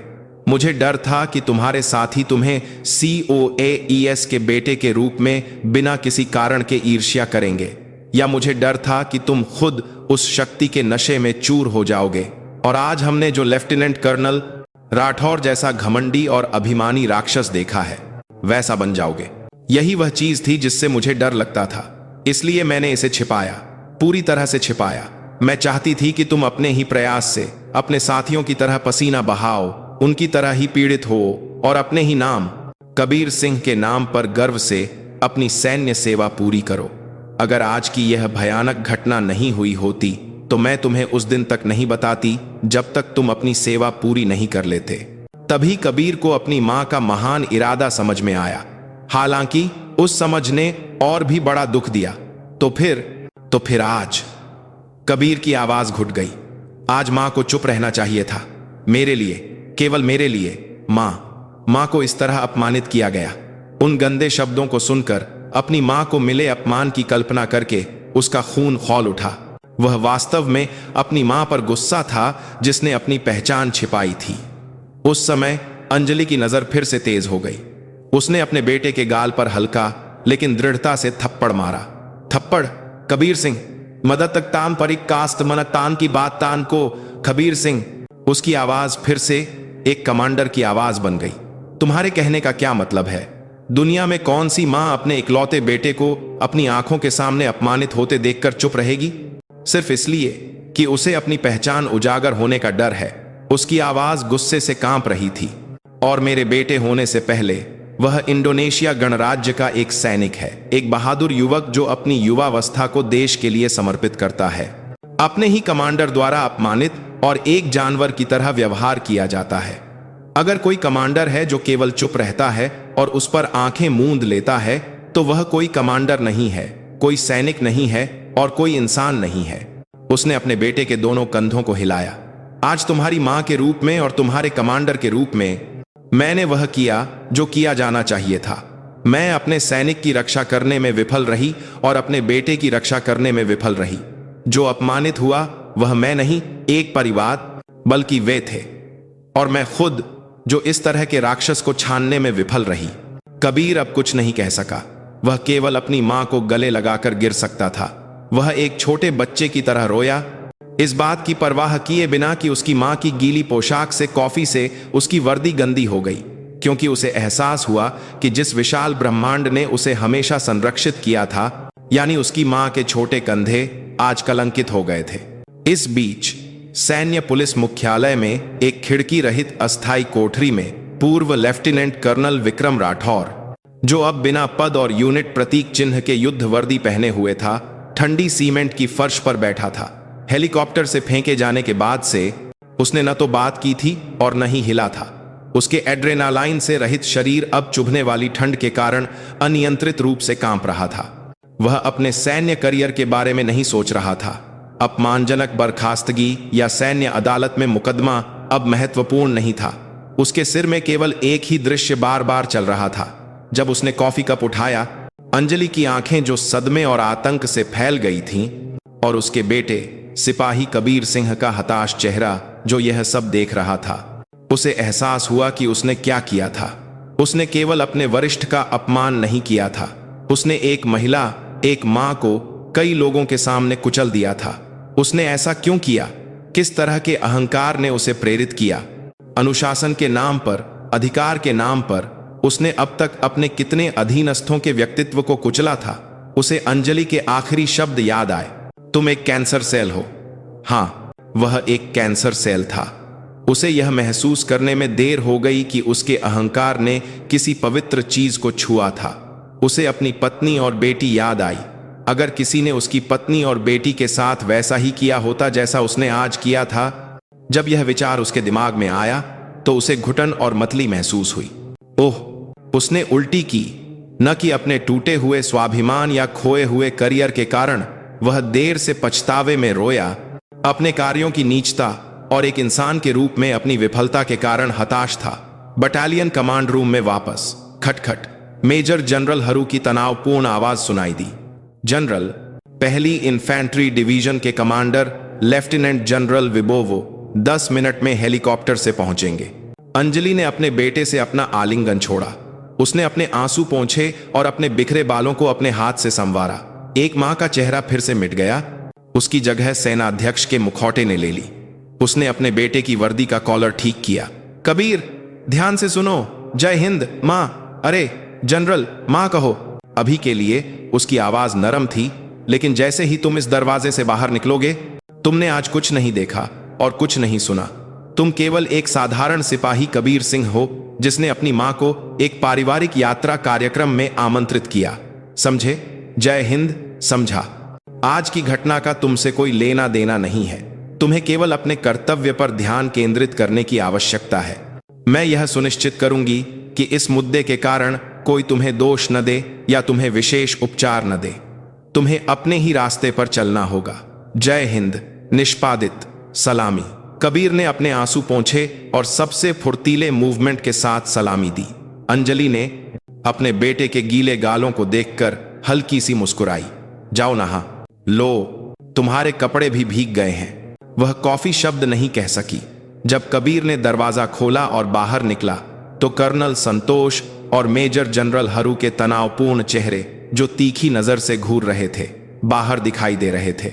और दूर से एक और भारी हेलीकॉप्टर प्रोपेलर की आवाज पुणे में शुष्क मौसम के आसमान को चीरती हुई सुनाई दी। असली तूफान अभी शुरू होने वाला था। जैसे ही सिपाही कबीर सिंह डगमगाते कदमों से बटालियन कमांड रूम से बाहर निकला, उसे एक नरक जैसी वास्तविकता का सामना करना पड़ा। दरवाजे के बाहर कर्नल संतोष ने उसे देखने की हिम्मत नहीं की। मेजर जनरल हरू ने उसे तीखी नजर से देखा और उनके पीछे एमपी और अधिकारियों के तेजी से आगे बढ़ने का अराजक दृश्य फैला हुआ था। कबीर ने उन सभी नजरों से बचते हुए अपने बैरक की ओर भागने की तरह चला, जिस कमरे को उसने अभी छोड़ा था, जहां उसकी मां अकेली थी। अब वह तूफान की आंख बन गया था, पूरी सेना में सबसे भारी खामोशी का केंद्र।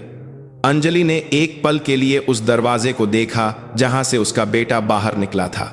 उसकी गीली पोशाक से टपकती कॉफी का पानी फर्श पर एक छोटा सा पोखर बना रहा था। उसे न तो ठंड लग रही थी और न ही दुख, केवल एक बर्फीली ठंडी गुस्सा था जिसने उसके दिल की धड़कन बढ़ा दी।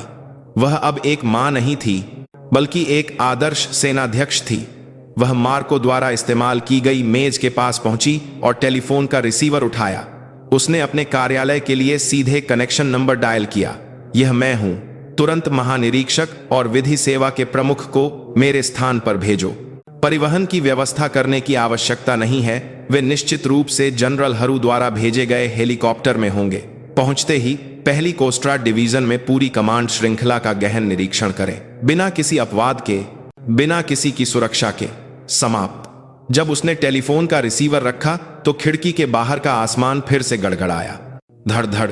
जनरल हरू को लाने वाले ब्लैक हॉक हेलीकॉप्टर की तुलना में एक भारी और अधिक खतरनाक आवाज।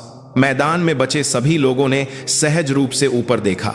आकाश को ढकने वाला एक विशाल चिनूक हेलीकॉप्टर था, जिसे 2 अपाचे हमलावर हेलीकॉप्टरों द्वारा अनुरक्षित किया गया था। यह केवल एक कमांडर का स्थानांतरण नहीं था, बल्कि शक्ति का प्रदर्शन था। युद्ध के मैदान पर हावी होने के इरादे का एक बयान। कर्नल संतोष का चेहरा अब पीला नहीं, बल्कि राख की तरह सफेद था। वह क्या है? डिवीजन कमांडर खुद आ रहे हैं। हाँ, वह पहली इन्फेंट्री डिवीजन के कमांडर लेफ्टिनेंट जनरल विबोवो का कमांड हेलीकॉप्टर था, जिसे स्टील उपनाम दिया गया था। चिनूक हेलीकॉप्टर मैदान के बीच में परवाह किए बिना उतरा। एक विशाल हवा ने एक बार फिर मैदान को बहा दिया और पिछला दरवाजा खुलने से पहले ही लेफ्टिनेंट जनरल विबोवो एक बाघ की तरह बाहर कूद गया। वह एक फील्ड कमांडर था जो अपने विस्फोटक स्वभाव के लिए जाना जाता था। यह सुनकर कि उसके क्षेत्र में एक अभूतपूर्व घटना हुई थी, वह भी एक नागरिक यात्रा कार्यक्रम के दौरान, उसका खून खौल उठा। संतोष! उसकी चीख ने हेलीकॉप्टर की आवाज को भेद दिया और कर्नल संतोष के कानों से टकराई। यहां क्या हो रहा है? कौन पागल है? लेफ्टिनेंट जनरल विबोवो चिल्लाते हुए तेजी से चला, फिर अचानक रुक गया जब उसने कर्नल संतोष के बगल में एक व्यक्ति को खड़े देखा। उसके जैसा 3 सितारा जनरल नहीं, बल्कि एक 2 सितारा जनरल। लेकिन वह 2 सितारा जनरल नहीं था जिसे वह जानता था। वह मेजर जनरल हरू प्रसिटियो थे, जिन्हें जनरल अंजलि के COAS के साये के रूप में जाना जाता था। लेफ्टिनेंट जनरल विबोवो के चेहरे पर गुस्सा तुरंत गायब हो गया। उसकी जगह एक ठंडी उलझन ने ले ली। जनरल हरू, आप यहां क्यों हैं? मेजर जनरल हरू ने उसे सलामी भी नहीं दी। पद के अनुसार लेफ्टिनेंट जनरल विबोवो उच्च थे, लेकिन जनरल हरू इस समय यहां COAS के प्रतिनिधि के रूप में थे। उसने केवल अपनी ठुड्डी से बटालियन कमांड रूम की ओर इशारा किया। जनरल मैडम अंदर हैं। लेफ्टिनेंट जनरल विबोवो का दिमाग एक पल के लिए रुक गया। जनरल मैडम, कहीं ऐसा तो नहीं है? COAS खुद यहां है। उसने जनरल हरू की नजर की दिशा का अनुसरण करते हुए कमांड रूम के दरवाजे की ओर देखा और अगले ही पल उसकी नजर जमीन पर पड़े खाली टेकअवे कॉफी कप पर पड़ी। अचानक उसके दिमाग में हजारों पहेली के टुकड़े एक भयानक तस्वीर बनाने लगे। रिपोर्ट का सार: नागरिक महिला का बटालियन कमांडर के साथ विवाद, अधिकारी के अपमान के आरोप में गिरफ्तारी का आदेश। ब्रिगेड कमांडर के आने के बाद स्थिति बदल गई। वह नागरिक महिला जनरल अंजलि थी। लेफ्टिनेंट जनरल विबोवो को लगा कि उसका खून बर्फ की तरह ठंडा हो गया है। उसे एहसास हुआ कि उसने अपने पूरे जीवन में जो कुछ भी बनाया था वह इस समय धूल में मिल सकता है। वह एक रोबोट की तरह कठोरता से मुड़ा और कमांड रूम की ओर चला। दशकों पहले जब वह अपने अभिषेक से पहले जनरलों के सामने खड़ा था, वह इस समय के कंपकंपी के मुकाबले कुछ भी नहीं था। उसने दरवाजे के सामने एक गहरी सांस ली। उसने दस्तक देने की भी हिम्मत नहीं की। एक पापी की तरह दरवाजा धीरे से खुला और उसने उसे देखा। सेना की जीवित किंवदंती, उसके सीधे वरिष्ठ जनरल अंजलि खिड़की से बाहर देख रही थीं। उनके बाल भीगे हुए थे और उनकी पोशाक कॉफी से दागदार थी। उसके कंधे छोटे थे, लेकिन उससे निकलने वाले अधिकार ने कमरे में हवा को जमा दिया था। लेफ्टिनेंट जनरल विबोवो अपनी जगह पर जम गया। अपना मुंह खोलने की हिम्मत नहीं की। अंजलि धीरे धीरे मुड़ी। उसकी आंखें लाल थीं, लेकिन उनमें आग जल रही थी, जैसे कि वह सब कुछ जला सकती हो। सलामी, जनरल। लेफ्टिनेंट जनरल विबोवो ने अपने पूरे सैन्य करियर में सबसे तेज और सबसे जोरदार आवाज में सलामी देते हुए चिल्लाया। पहली इन्फेंट्री डिवीजन के कमांडर लेफ्टिनेंट जनरल विबोवो आदेश प्राप्त करने के लिए तैयार हैं। एक लंबी और घुटन भरी खामोशी छाई रही। अंजलि ने केवल उसे देखा। 1 सेकंड 1 साल जैसा लगा। आखिरकार उसने अपना मुंह खोला। लेफ्टिनेंट जनरल विबोवो, जय हिंद जनरल। तुम। उसने खून से सना लेफ्टिनेंट कर्नल का पद उठाया, जो मार्को की वर्दी से मेज से हटाया गया था। तुम इसे क्या देखते हो? लेफ्टिनेंट जनरल विबोवो ने जवाब देने की हिम्मत नहीं की। यह केवल एक पद नहीं है। उसने वह पद लेफ्टिनेंट जनरल विबोवो की छाती पर फेंका। पद ने उसकी छाती पर एक धीमी आवाज के साथ प्रहार किया और फर्श पर गिर गया। यह तुम्हारी डिवीजन में फैले अहंकार का क्रिस्टलीकरण है, एक सड़ी हुई कमांड श्रृंखला का सबूत और मेरे सैनिकों की आत्मा को खाने वाले मवाद का एक थक्का। क्या तुमने आज यहां अपने अधीनस्थ द्वारा की गई क्रूरता को देखा? क्षमा करें जनरल, यह क्षमा करें शब्द से खत्म होने वाला मामला नहीं है। अंजलि की आवाज अब ठंडी नहीं बल्कि दुखद थी। मैं आज यहां अपने बेटे से मिलने एक मां के रूप में आई थी, और मेरे बेटे के कमांडर से मैंने नाइट क्लब की मैडम शब्द सुना। लेफ्टिनेंट जनरल विबोवो का चेहरा तन गया।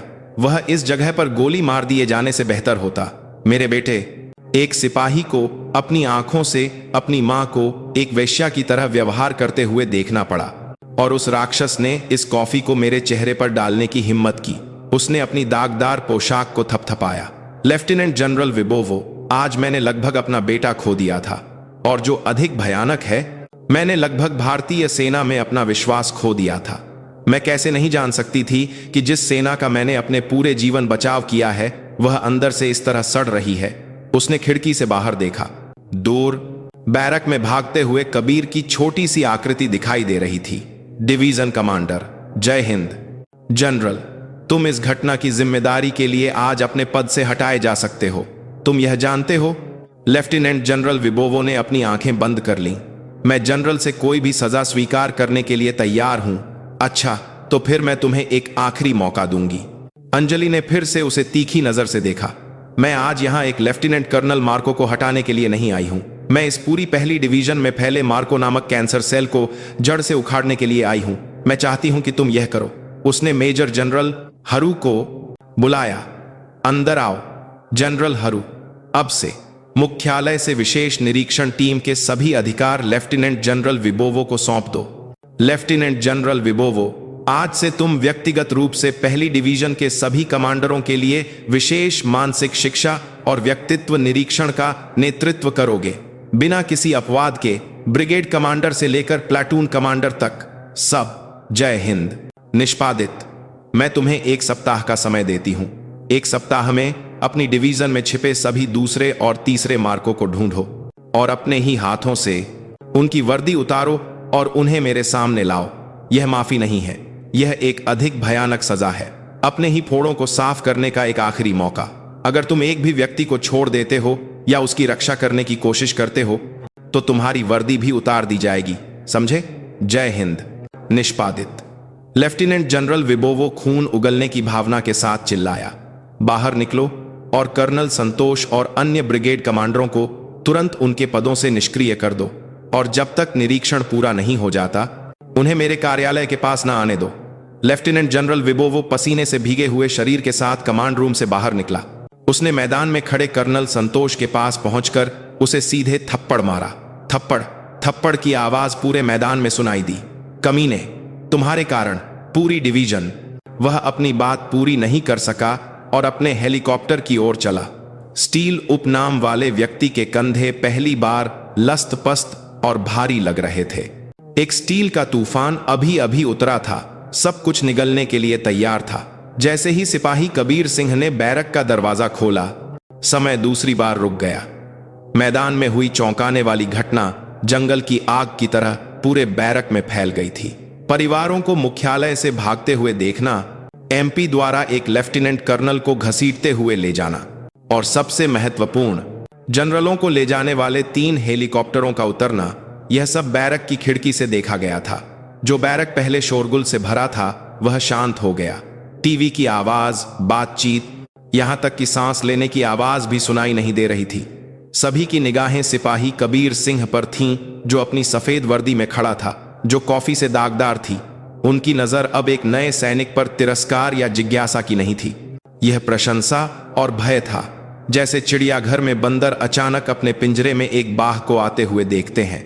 कबीर को उन नजरों से घुटन महसूस हुई। उसे लगा कि वह गायब हो जाएगा। होश में आने वाला पहला व्यक्ति उसका प्लाटून कमांडर था, हवलदार एक बुद्धि। वह एक आज किया गया था, शांत लेकिन निष्पक्ष व्यक्ति था और उसके लोगों द्वारा उसका सम्मान किया जाता था। उसने अपना थूक निगला और खड़ा हो गया। आह, कबीर वापस आ गए? उसकी आमतौर पर बुलंद आवाज अब कर्कश और अजीब थी। तुम ठीक हो? कोई चोट तो नहीं लगी? जैसे ही वे शब्द निकले, बैरक में सभी वरिष्ठ स्प्रिंग की तरह उछल पड़े। कबीर! कॉर्पोरल जोनो, जो आमतौर पर कबीर को पानी लाने या अपना लॉकर साफ करने के लिए कहता था, लगभग रोते हुए चेहरे के साथ उसकी ओर भागा। मेरा मतलब है सिपाही कबीर, आप ठीक हैं? वह लेफ्टिनेंट कर्नल। वह कॉफी शब्द नहीं कह सका और बेचैन लग रहा था। उसने कबीर की वर्दी पर कॉफी का धब्बा देखा और घबराकर उसे अपने रुमाल से साफ करने की कोशिश की। नहीं नहीं, मैं ठीक हूं भाई। कबीर अजीब तरह से पीछे हट गया। फिर बैरक में सबसे सम्मानित वरिष्ठ हेड कॉर्पोरल वावन पास आए। उसने अपने लॉकर में छिपा हुआ फ्रोजन फूड लिया और उसे कबीर को दिया। कबीर! आह जूनियर, पहले यह खा लो। तुम जरूर चौंक गए होंगे, यह मेरा पसंदीदा खाना है। जरूरत नहीं है भाई, सच में। कबीर ने उस खाने को ऐसे अस्वीकार कर दिया जैसे वह जलते हुए कोयले को पकड़ रहा हो। यही वह क्षण था जिससे उसकी मां डरती थी। वह अब कबीर सिंह नहीं था, वह सेना अध्यक्ष का बेटा था। वह इस बैरक में सबसे सुरक्षित प्राणी बन गया था और साथ ही सबसे अलग थलग भी। वह शाही परिवार का सदस्य बन गया था और साथ ही एक अदृश्य इंसान भी। कोई भी उसे अब एक साथी कबीर के रूप में नहीं देखेगा। उन्होंने उसके पीछे 4 विशाल सितारे देखे। कबीर को घुटन महसूस हुई। यह अत्यधिक दया और खुला डर लेफ्टिनेंट कर्नल राठौर के अपमान से ज्यादा सहन करना मुश्किल था। वह वास्तव में चाहता था कि कोई उसे पहले की तरह डांटे। कृपया, कबीर ने हिम्मत जुटाई, कृपया मेरे साथ सामान्य व्यवहार करें। मैं केवल एक साधारण सिपाही हूं। उसकी सच्ची दलील ने बैरक को और भी शांत बना दिया। पागल, यह सामान्य कैसे हो सकता है? एक छोटी सी गलती और हमारी किस्मत लेफ्टिनेंट कर्नल राठौर जैसी हो सकती है। यह कंपनी बर्बाद हो गई। COAS का बेटा। उनकी नजरें मानो यही कह रही थीं। हवलदार बुद्धि ने माहौल को हल्का करने की कोशिश की। बस सब लोग अपने अपने काम पर वापस जाओ। कबीर को आराम करने दो, वह जरूर थक गया होगा। उसके कहने पर वरिष्ठ तितर बितर हो गए, लेकिन उनकी आंखें कबीर की पीठ पर टिकी रहीं। कबीर अपने बिस्तर पर बैठ गया, सबसे कोने वाला और सबसे पुराना बिस्तर।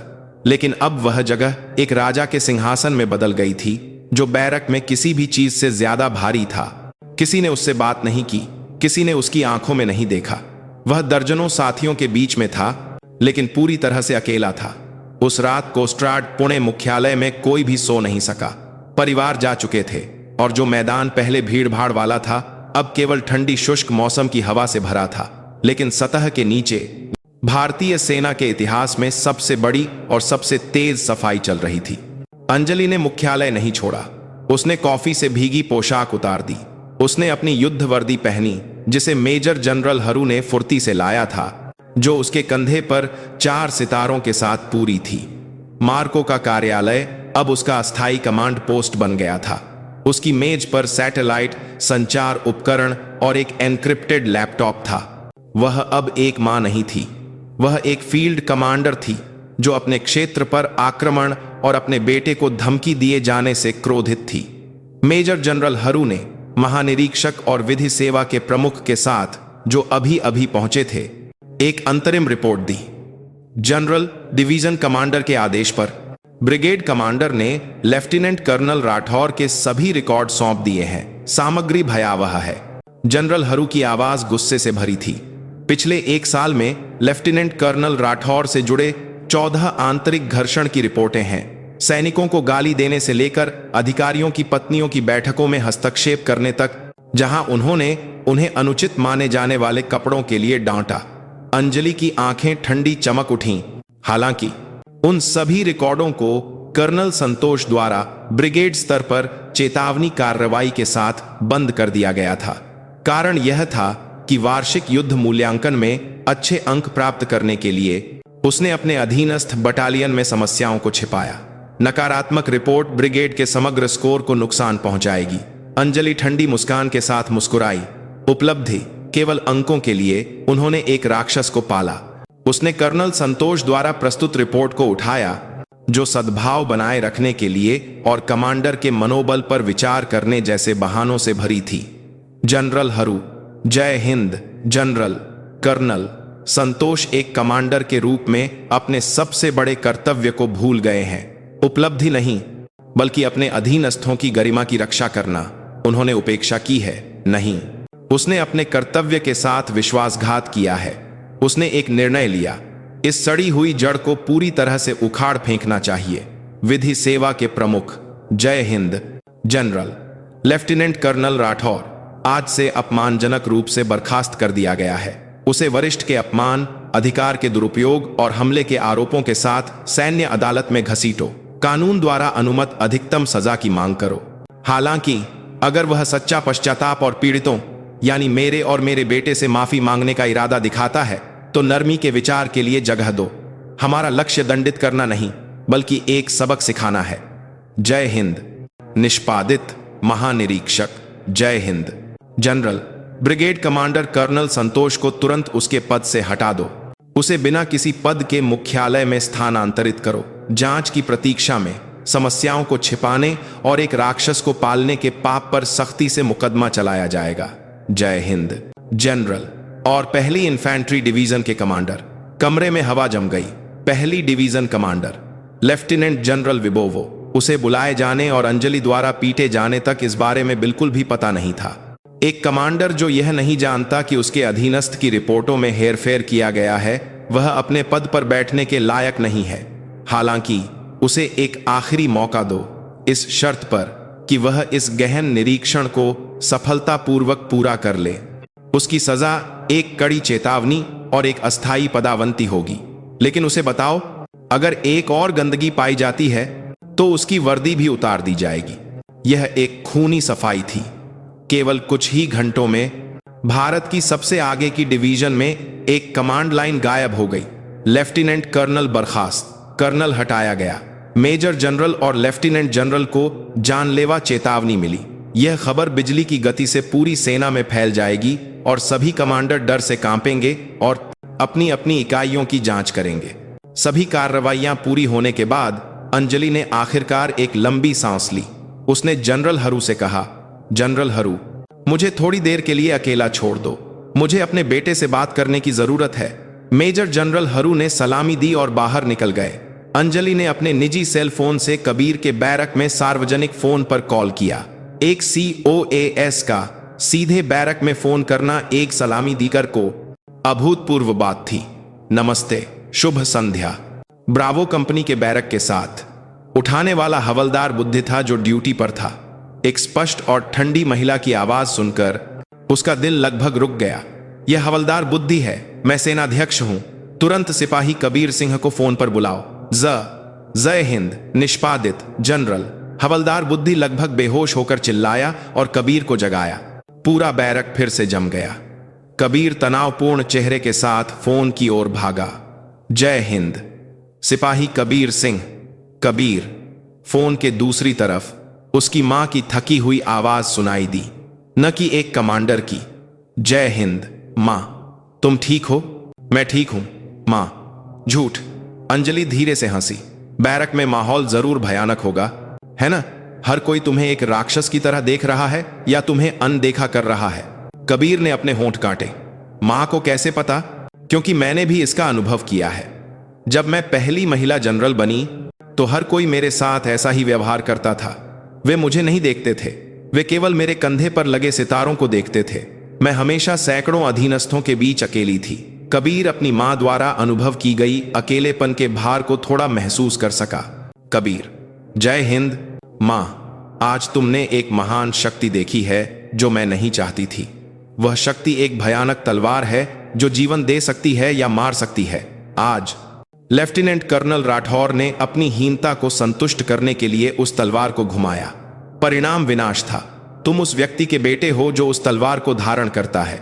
लोग तुमसे डरेंगे, वे तुम्हारी चापलूसी करेंगे, तुम्हारा फायदा उठाने की कोशिश करेंगे। तुम्हें यह सब दूर करना होगा। कबीर ने अपनी मुट्ठियां भींच लीं। कैसे? मां, भूलो मत। उसकी मां की आवाज फिर से शक्तिशाली हो गई। सच्ची शक्ति उस तलवार को घुमाने से नहीं आती है, बल्कि अपने प्रतिद्वंद्वी को खाली हाथों से गले लगाने से आती है, जबकि तलवार म्यान में रहती है। उन्हें अपनी शक्ति से दबाने की कोशिश मत करो। इसके बजाय अपनी शक्ति को उनकी रक्षा के लिए एक ढाल के रूप में उपयोग करो। जब तुम्हारे साथियों के साथ अन्याय हो, जब वे अन्याय का अनुभव करें, तो उनके सामने खड़े हो जाओ, उनसे नीचे के स्थान पर जाओ, उनके जूते साफ करो। मां, यही COAS के बेटे के अभिशाप को एक आशीर्वाद में बदलने का एकमात्र तरीका है, और यही सच्चा सबक है जो आज मैंने तुम्हें दिखाई गई। सभी खूनी सफाई से ज्यादा महत्वपूर्ण है। कबीर को अपने गालों पर गर्म आंसू बहते हुए महसूस हुए।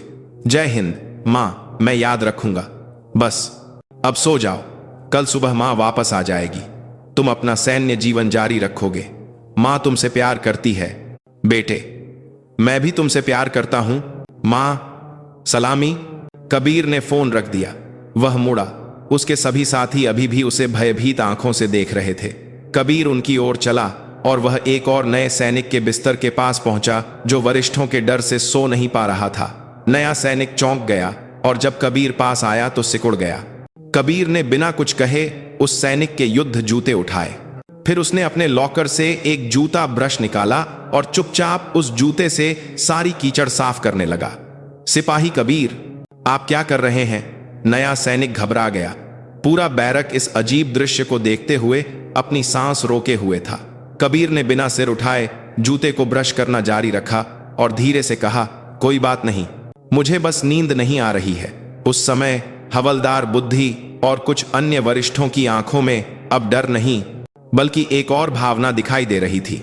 यह बहुत छोटे सम्मान की एक किरण थी। अंजलि का सच्चा सबक उसके बेटे के हाथों से चुपचाप सबसे निचले स्थान से शुरू हुआ। उस रात कोस्टगार्ड मुख्यालय अपने राजसी नाम की तरह general Anjali, lieutenant general Wibowo, major general हरू और अन्य वरिष्ठ अधिकारियों द्वारा उत्सर्जित ठंडी रोशनी में डूबा हुआ था और सो नहीं सका। जब सिपाही कबीर सिंह ने टेलीफोन का रिसीवर रखा तो बैरक में हवा 100 गुना भारी और ठंडी हो गई। COAS से सीधा फोन, यह उसके साथियों की कल्पना से परे कुछ था। यह अब वास्तविकता नहीं थी बल्कि मिथक का क्षेत्र था। कबीर सिंह अब निस्संदेह इस इकाई में सबसे भयानक अस्तित्व बन गया था। यहां तक कि पूरी डिवीजन में भी हर कोई अपनी सांस रोके हुए था। उसे भयभीत आंखों से देख रहा था। वह क्या कहेगा, वह अब क्या करेगा? अगर उसने किसी की ओर इशारा किया और कहा वह व्यक्ति मुझे परेशान कर रहा है, तो वह व्यक्ति निश्चित रूप से कल सुबह लेफ्टिनेंट कर्नल राठौर के भाग्य का अनुसरण करेगा। भय एक महामारी की तरह फैल गया जिससे सभी वरिष्ठ और कनिष्ठ दोनों उसके सामने अपराधियों की तरह सिर झुकाए हुए थे। कबीर ने उन नजरों का भार स्वीकार किया। उसकी मां की आवाज उसके कानों में गूंज रही थी। सच्ची शक्ति तलवार घुमाने से नहीं आती है। उनसे नीचे के स्थान पर जाओ, उनके जूते साफ करो। कबीर खामोशी में चला, अपने लॉकर की ओर नहीं बल्कि बैरक में सबसे गंदे और बदबूदार स्थान शौचालय की सफाई के उपकरणों के गोदाम की ओर। सभी की आंखें आश्चर्य से फैल गईं। उसने चुपचाप रबर के दस्ताने पहने और सबसे बदबूदार टॉयलेट ब्रश उठाया। सिपाही कबीर, तुम क्या कर रहे हो? हवलदार बुद्धि घबराकर भागा और उसे रोकने की कोशिश की। COAS के बेटे को शौचालय साफ करने देना, वह भी उस भयानक घटना के बाद की रात में एक अकल्पनीय बात थी। अगर यह COAS के कानों तक पहुंचता तो हवलदार बुद्धि को यकीन था कि उसका करियर खत्म हो जाएगा। हमें करने दो या कल सुबह करो, जल्दी से आराम करो। वरिष्ठ भी भागे और उसके हाथ से ब्रश छीनने की कोशिश की। कबीर ने धीरे से लेकिन दृढ़ता से उनके हाथों को हटाया। कोई बात नहीं, उसकी आवाज धीमी और शांत थी। वैसे भी मुझे नींद नहीं आ रही है। उसने वरिष्ठों की मिन्नतों को दरकिनार कर दिया और शौचालय में घुस गया। फिर वह दर्जनों लोगों द्वारा इस्तेमाल किए गए गंदे शौचालय के सामने घुटने टेक दिया। मां ने मेरे लिए इस तरह का अपमान सहा। मां ने मेरी रक्षा के लगातार किया है, लिए अपना स्वाभिमान त्याग दिया। उसे अपनी मां की छवि याद आई जो कॉफी डाले जाने पर दृढ़ता से खड़ी थी। उसकी तुलना में इस शौचालय को साफ करना कुछ भी नहीं है। यही एकमात्र जवाब था जो वह अपनी मां और अपने डरे हुए साथियों को दे सकता था। उसने चुपचाप शौचालय साफ करना शुरू कर दिया। बैरक के गलियारे में केवल झाग और पानी की आवाज सुनाई दे रही थी। शौचालय के दरवाजे के सामने जमा हुए वरिष्ठ केवल उस अजीब लेकिन राजसी लगने वाले दृश्य को देख सकते थे। वे जो देख रहे थे उस पर विश्वास नहीं कर पा रहे थे। उन्होंने एक घमंडी शक्ति का अवतार देखने की उम्मीद की थी, लेकिन उनकी आंखों के सामने एक सैनिक था जो स्वेच्छा से सबसे निचले स्थान पर सबसे गंदा काम कर रहा था। हवलदार बुद्धि ने अनजाने में अपनी मुट्ठियां भींच लीं। उसे याद आया जब वह एक सिपाही था, किसी भी वरिष्ठ ने उसके साथ ऐसा व्यवहार नहीं किया था। उसे एहसास हुआ कि कबीर सिंह अपनी महान शक्ति का उपयोग खुद को ऊंचा उठाने के लिए नहीं कर रहा था, बल्कि अपने साथियों के पास वापस जाने के लिए प्रायश्चित के एक तरीके के रूप में कर रहा था जो उस शक्ति के कारण दूर हो गए थे। उस रात कबीर ने बैरक के सभी शौचालयों को अकेले साफ किया। जब भोर हुई तो शौचालय नए की तरह चमक रहे थे और उस दिन से कोस्टगार्ड मुख्यालय में एक अजीब बदलाव की हवा बहने लगी। जनरल अंजलि ने उस सुबह मुख्यालय छोड़ दिया। उसने एक बड़ा शक्ति शून्य और एक खूनी सफाई छोड़ी जिसे स्टील स्टॉर्म उपनाम दिया गया था। लेफ्टिनेंट जनरल विबोवो और डिवीजन कमांडर ने वास्तव में डिवीजन में स्थिति को उलट दिया। सभी कमांडरों को बुलाया गया और सभी सैनिकों पर एक अनाम सर्वेक्षण किया गया। इस प्रक्रिया में दूसरे और तीसरे मार्को सामने आने लगे। अपने अधीनस्थों के काम को चुराने वाले या हिंसा करने वाले अधिकारियों को एक एक करके उनके पदों से हटा दिया गया और उन पर मुकदमा चलाया गया। कोस्टगार्ड मुख्यालय ने अपनी स्थापना के बाद से सबसे दर्दनाक लेकिन सबसे मौलिक ऑपरेशन किया। उस तूफान के बीच में सिपाही कबीर सिंह एक सिपाही के रूप में जीवित रहा। वह अभी भी मैदान को साफ करने और देर रात तक बैरक को साफ करने के लिए सबसे पहले उठता था। वरिष्ठ अब उससे डरते नहीं थे, लेकिन वे उसके साथ लापरवाही से व्यवहार करने की भी हिम्मत नहीं करते थे। वे केवल भ्रमित थे कि कैसे व्यवहार करें। वह भ्रम कबीर ने खुद ही सुलझा लिया। जब सर्दियों का प्रशिक्षण शुरू हुआ तो पुणे में सर्दी असाधारण रूप से चुभने वाली थी। काटने वाली हवा के बीच एक तंबू खड़ा करते समय उसके एक साथी ने गलती से एक खंभा गिरा दिया और हवलदार बुद्धि के माथे पर लग गया। उसका माथा फट गया और खून बहने लगा। हवलदार बुद्धि ने तुरंत अपना आपा खो दिया और उस सैनिक का कॉलर पकड़ लिया। मूर्ख, ध्यान नहीं दे रहे हो, है ना? हर कोई जम गया। हालांकि यह एक दुर्घटना थी। हिंसा लगभग फट पड़ी। उस समय कबीर ने शांति से उनके बीच मध्यस्थता की। हवलदार, यह मेरी गलती है। मैंने उसके बगल में ठीक से मदद नहीं की, क्षमा करें। हालांकि यह उसकी गलती नहीं थी। कबीर ने हवलदार बुद्धि के सामने अपना सिर झुकाया। फिर उसने अपनी जेब से एक साफ पट्टी निकाली और अपने हवलदार के माथे पर घाव को दबाने लगा। हवलदार बुद्धि ने धीरे धीरे अपनी पकड़ ढीली की।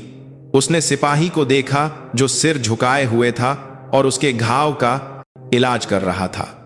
वह जानता था कि अगर कबीर चाहता तो वह अपने हवलदार को उसी दिन बर्खास्त करवा सकता था, लेकिन उसने उस शक्ति का उपयोग नहीं किया। इसके बजाय उसने इसे अपने साथी की रक्षा के लिए एक ढाल के रूप में इस्तेमाल किया। उस रात बैरक में हवलदार बुद्धि ने सभी वरिष्ठों को इकट्ठा किया।